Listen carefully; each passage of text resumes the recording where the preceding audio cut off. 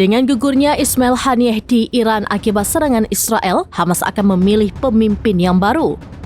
Salah satu kandidat kuat pengganti Haniyeh menjadi pimpinan Hamas adalah Khaled Meshaal. Ia mulai dikenal dunia setelah Israel gagal membunuhnya. Khaled Meshaal pernah disuntik racun oleh agen Mossad Israel pada tahun 1997. Insiden itu terjadi di jalan luar kantornya di ibu kota Yordania, Amman. Serangan terhadap senior penting Hamas itu diperintahkan oleh Perdana Menteri Israel Benjamin Netanyahu. Insiden penyuntikan racun itu membuat marah Raja Hussein Yordania saat itu. Dia bahkan mengancam akan menggantung pelaku pembunuhan dan membatalkan perjanjian damai Yordania-Israel.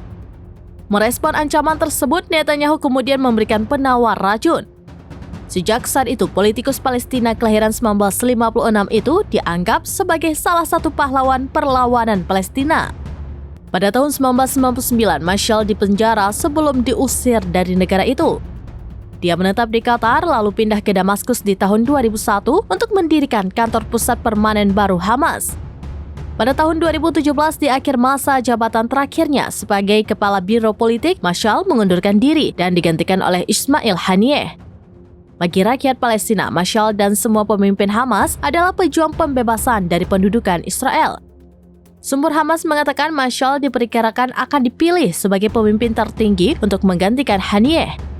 Selain Meshaal, dua pejabat senior Hamas di Doha, yakni Moussa Abu Marzouk dan Khalil Al-Hayya, juga disebut-sebut bakal masuk dalam bursa calon pengganti Haniyeh.